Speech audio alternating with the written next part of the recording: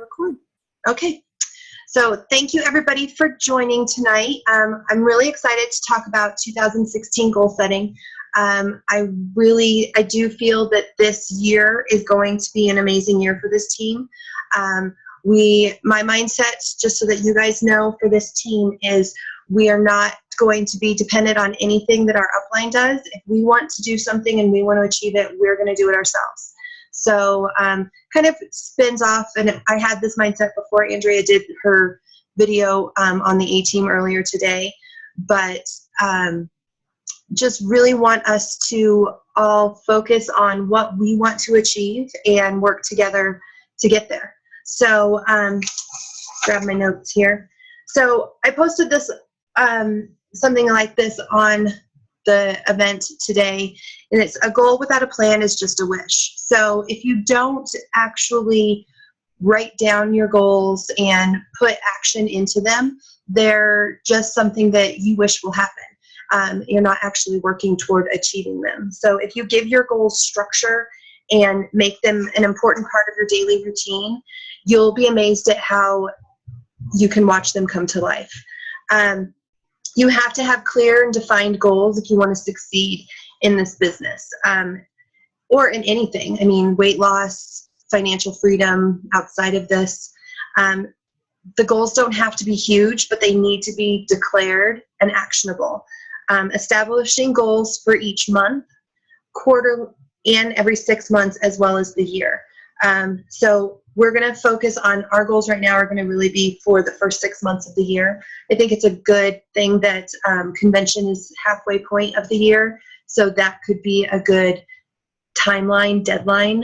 There could be things on there that you want to achieve prior to or for convention. So there's 4 simple steps that I've put together. So first is you want to name the results that you want. So you want to ask yourself, what do you want from your business in the next 6 months? What needs to happen over the next 6 months in order for you to feel successful?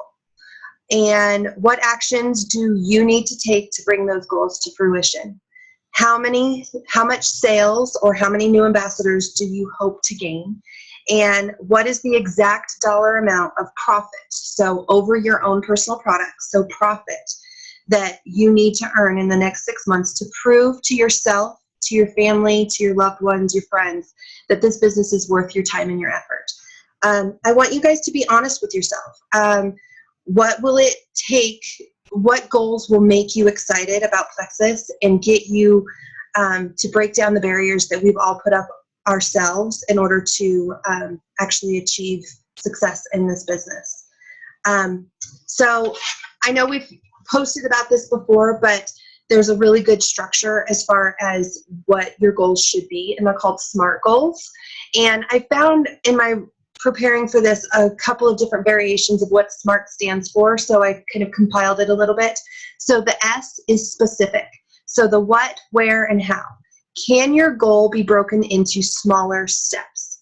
So in a sense, you know, everybody's like, oh, I want to be in Hawaii. Okay, that's great, but you need to be able to focus on what those steps are that you need to take in order to get there. So if that's your goal in the next 6 months, rock on, let's do it. But we still need to focus on what needs to happen between there and here. If your goal, even if your goal is covering the cost of your products, we still need to be able to break it down into steps to show what it is you need to do in order to achieve that goal. M has 2 different meanings that I found. One is meaningful. So is your goal something that is emotionally charged? Is it something that there's emotion behind it for you? Because that is really the goals that will, you'll be driven more to actually work to attain. And measurable. Can your goal be measured for progress? So what I would love to do is anyone that is interested is figuring out what your goal is, developing an action plan, and figuring out how we measure it and check in to make sure that we're doing things so that we have everything that we need at our fingertips in order to make those goals come true. The A is action-oriented. So can you clearly outline the actions that you need to do to achieve your goal? And is it achievable? So kind of like me saying we all want to be emerald.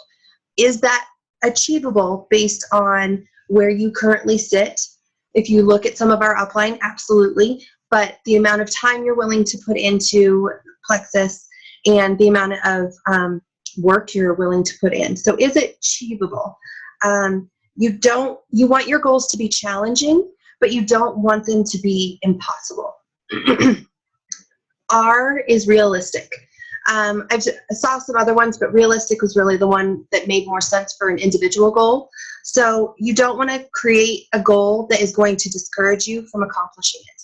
So if you create a goal that is way up high, that higher than you think you can go, it's going to get to the point where you're going to be defeating yourself before you even start achieving it. So we want to make sure that they're realistic goals for all of us. You know, I look at what the convention contest was last year, and I want to be on stage at convention this year. And as I've been going through all of this, I'm trying to figure out if that's even a realistic goal, because that would mean I'd need to either be senior Ruby, or I would need, last year it was 4,500 convention points in order to get the big check. So, you know, I'm right now really digging through this myself, trying to figure out if this is realistic. It's definitely measurable and meaningful to me, because that's where I want to be, but it's just a matter of is it realistic for me in achieving it? T has 2, so touchable. What will you have to hold as a completed result if you achieve your goal? So that is, you know, if you're working to buy a new kitchen, Carrie just redid her kitchen, so that's why I thought of that. If you're working to buy a new kitchen, or if you are working to pay off some credit card debt, that's something that is going away, but you still have something that you can hold on to, those zero balance credit card forms. If you're focusing on a weight loss, being able to hold on to those larger size clothes as your achievement. So you want it to be something that there is a tangible result on there. Sorry. Oh, that's fine. The second T, oh, here, I'm going to mute you. There we go. The second T is time bound. So you want to have a start date and an end date. So you want to have a deadline, 6 months, even if we want to do it so it's a little bit earlier, we can definitely do that as well. So if you want to start with a goal, because maybe we'll have our 6-month goal is this, but we'll have mini goals up to that, kind of the steps that are breaking down in order to get to it. So that's step number 1, is naming the results that you want. You need to have them clearly defined, written out, pasted on a dream board, pasted on your mirror so you see them every day, as the backdrop of your phone, your computer, put it on your fridge, share it with your spouse, your best friend, your significant other, put it out there, share it with your accountability partner. If you don't have one and you want an accountability partner, let me know, and I'm happy to set you up with somebody that would be maybe a good person for you guys to work together and kind of not just have me checking in on you with your goals, but also others. All right, step number 2, list the actions that you need to take in order to get you there. So focus on your working hours only on the things that will actually lead you to the results that you want. Scrolling through Facebook and the team pages, the ambassador support page, that's not going to get you to achieve your results. Action items such as creating your 100-person list, doing 5-3-1 every week, creating a power plan every month, achieving 500 PV as a minimum, that's an action. So gaining new customers, going silver each month as a minimum, so gaining 3 new ambassadors every month, cold calling and cold messaging every single week to people that you have not talked to about Plexus. If you guys haven't watched the video that I posted from the 3 Diamonds that did the training call this weekend, definitely watch it. Ellen gives she's really good at just cold messaging people. And so she kind of gives what she says to people on there. So it's a really good training. It's about an hour long, and I'm still 20 minutes from being finished because I've been listening to it in Carline, and Carline gets started going when I have to turn it off. So, but it's definitely worth your time to just listen. You can do it in your car. You don't have to be taking notes. Just let it kind of seep in. Other things is setting up your buffer. So setting up your buffer website or your buffer app so that you are posting 2 to 3 times a day, 1 to 2 based on how often you actually post on Facebook. Just consistent posting, that's a big action item. And following up with everyone. So following up with the people you cold message, your old customers, your current customers, your potential ambassadors, current ambassadors, even once you start growing a team, you'll start getting white lines. So even your inactive white line ambassadors, following up with everyone. The fortune is in the follow-up, is how the saying goes. And no matter how cheesy it might sound, it's really true. Train yourself and train your team. That is really important. So I always recommend that the company puts out on Tuesdays the opportunity of a lifetime calls. It's something that they do for us. You can post them for people to listen to, but Sheila Medina at the very beginning does a very high level, about maybe 5 minutes review of all of our products. And the more you listen to that, it makes it easier for you to be able just to roll off your tongue about our products without sounding too sales pitchy, just covering them all in one quick little spiel. And then the last one and the biggest one is hosting and attending meetings. So it doesn't have to be anything big. It can be in your house. It can be at a coffee shop nearby your house. Libraries have free meeting spaces that you can use and stuff, but actually getting out there and talking to people about it. Even if you have one person show up, the first event I ever did, I had one person show up, and 6 months later, she joined our team. She's one of our ambassadors. So, big part of that is just being consistent about doing them. Step number 3, identify what slows your momentum. So what are your time sucks that you need to stop doing all of the time? So ask yourself when you're doing something, what need is being served by what you're doing right now? And also, if this moment were $1, are you investing that dollar or are you burning it? So this is not just for when you're doing your working hours. It's definitely during your working hours, but it's also, I would say, for your daily life. So if instead of, you're watching TV or you're surfing a celebrity gossip website or anything like that, is there something more beneficial to you or your family and your business that you guys could be doing instead of that? So I know that we're all busy, but we are no more busy than those that have succeeded above us in this business. And it's all about how you use the time that you decide to focus on Plexus. Some of them block out time on their calendars when they were first starting out and said, this is when I'm going to work. Melissa Eichenhorst calls it her Plexus Power Hour. It doesn't have to be an hour if you can't give an hour right now, but make it consistent. And when you are doing that 30 minutes, hour, 20 minutes, whatever you can commit on a regular basis, make sure that you are actually focusing on that, on Plexus, on your business, and on those action items that are going to be making you achieve your goal. So that's identify. I kind of merged into number 4 too a little bit there because they kind of go together with what's killing your momentum. So another big thing that kills momentum is comparison. Stop comparing, Andrea. Stop comparing yourself and your journey to that of others. I am a perfect case of where I have really had to learn not to compare, because one of my Plexus friends, I've only known her because of Plexus, she and I joined within weeks of each other. She's an Emerald Ambassador now. I'm a Gold Ambassador. And she is a little bit of my accountability partner in the sense that I'm on her team page. She and I will text every so often. We message.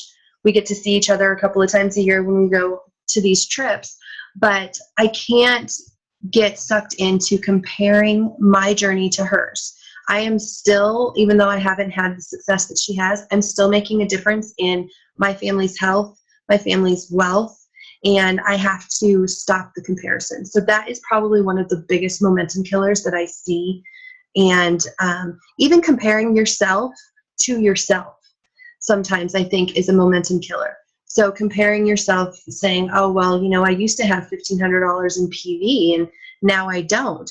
Don't compare, more look at that with yourself and see, what am I not doing now that I was doing then? So step number 4 is create time blocks that when you're going to complete the unfinished business. So pay attention to where you apply your attention.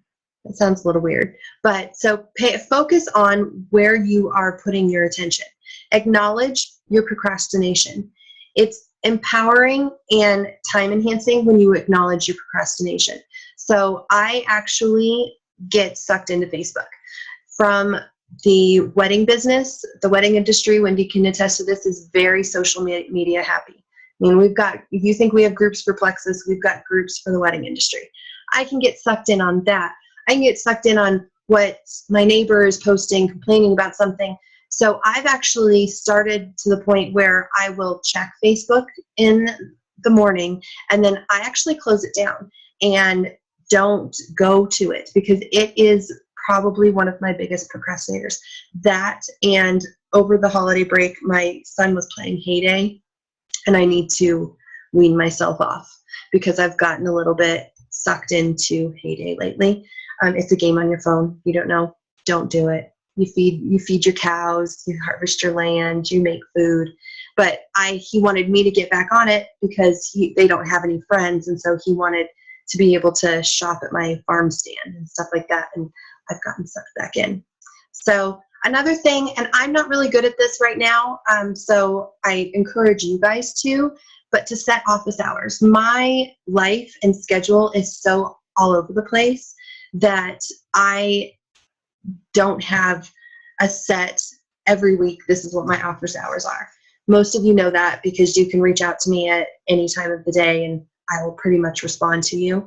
And it's more just because some days I'll have a meeting, some days I don't, some days I have a lunch appointment, some days my evenings are crazy. So I'm owning 2 businesses and having 2 very busy boys and having several volunteer positions. My schedule is all over the place. So I can't set office hours, but I really encourage you guys that if you have a little bit more structure, if you have a full-time job, figuring out what your office hours are so that your team knows that that's when they can reach out to you, so that your customers know. And it will also be a good thing when you get back to people and you say, sorry, these are my set office hours, showing them that even though you are crazy busy, this is what you've been able to do so that you can still work this business successfully. And I think that if you set that time, whether it's the time block just for you to work and your office hours, I think you'll see that you're actually using your time more effectively. Whether, even if it's getting organized, that's something I need to work on, is getting files saved onto a Dropbox files folder so that I can just pull them and everything like that. So getting organized is definitely something as one of my goals, so that I have things more at my fingertips than if I'm not at my computer or can't search. Let's see. So when you have those office hours, or when you have set up your block of time, so your Plexus Power Hour, let's call it that, what I want you to do is I want you to close Facebook, and I want you to unless that's how you're messaging, that's fine. But I want you not to just look through your feed and everything, but figure out how much time you're going to commit to your Plexus business at that time. Set a timer, not just go by the clock. Set a timer and make it so that it's a timer that has an alarm, so it goes off. And you keep working on your tasks at hand the entire time until that timer goes off. The other thing that I want you to do when you're doing this is I want you to focus on the things that you are most dreading doing. I want you to do those first. Get them out of the way. A lot of times it's easy, especially when I was in my project management days in the corporate world, to do, the easy wins first. But it's actually a lot more satisfying if you can get the hard stuff, the daunting stuff out of the way first. So doing the 5 cold calls, cold messages, do those first. Get them out of the way as soon as you sit down and get started, and just power through them, because then they're done. You don't have to worry about them because they're done. The worst thing with those cold messaging is they can say no. Okay, thank you for considering it. And you still, unless they're like, no, leave me alone. In almost 2 years, I've got 2 people on my list that I do not mention Plexus to at all, for one reason or the other. But they're still, you just kind of move them to the bottom of the list. But so I want you to focus on the things that you least enjoy doing, or the things that make you the most nervous. Do those first and take care of those so that they are out of the way and pulled together. So I am going to end the recording right now because I want to chat to all of you guys. But so for those that are watching the recording, please message me if you want help with setting your goals, creating an action plan, because I've just done the tip of the iceberg of where we're going to define your goals, and then it takes individual conversation in order to actually dig into what is going to need to be taken place. So I'm going to end the recording.